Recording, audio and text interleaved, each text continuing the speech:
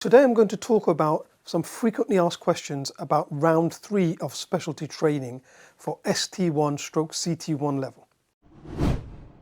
First question I asked is which specialties recruit in round 3? So there are two specialties that have historically always recruited in round 3. Round 3 is for jobs starting usually around February. So they are GP and psychiatry. Adverts normally come out and applications open end of July, with the MSRA around September. The other specialty that often recruits in round 3 is anaesthetics. And then some years obstetrics and gynecology have had a very small number of jobs. This year they won't be recruiting in round 3. So just to recap, the specialties that are recruiting this time: GP, psychiatry, anaesthetic. A follow-up I get to that: is it more competitive in round 3 compared to round 1? How many jobs are there? The answer is it's far more competitive because there are far fewer jobs. Just to give you an example, in round 1 GP, there are over 4,000 jobs and every area in the country recruits.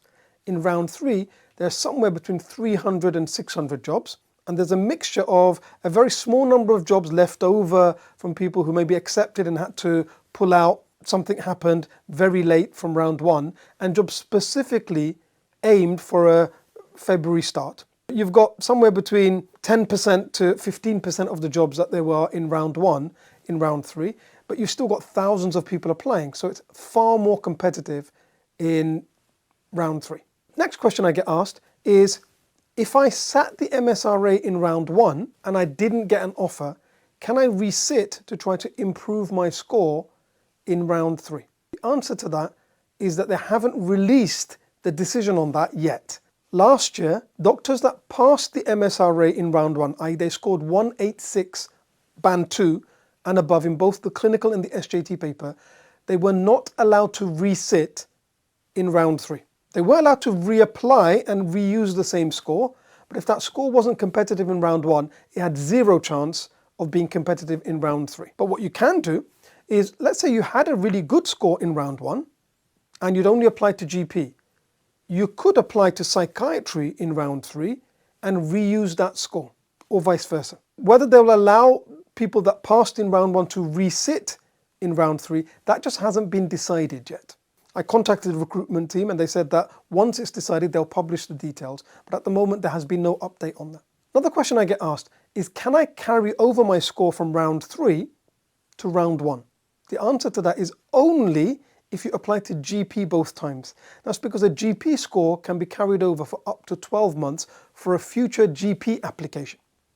For any other specialty, even if you had a fantastic score in round 3, if you're applying in round 1, you'd have to resit. You cannot carry the score over. That applies to every other specialty. The only one you can carry over from round 3 to round 1 is GP. The other way, you can carry over from any specialty. So any specialty that you sat the MSRA in round 1, you can carry over and use that score if you're applying in round 3. But remember, in round 3, it is only GP, psychiatry and anaesthetics that always recruit, and then some years obstetrics recruits. Finally, I get asked, can I reuse my CREST form that I used in the last round to apply in this round? The answer to that depends on two things. Number one, if your competencies are still in date. That's because they need to have been signed from a job that was done within 3.5 years of the start date of training. So for example, someone might have done a job that was within 3.5 years of the start for round 1, but now you're starting 6 months later.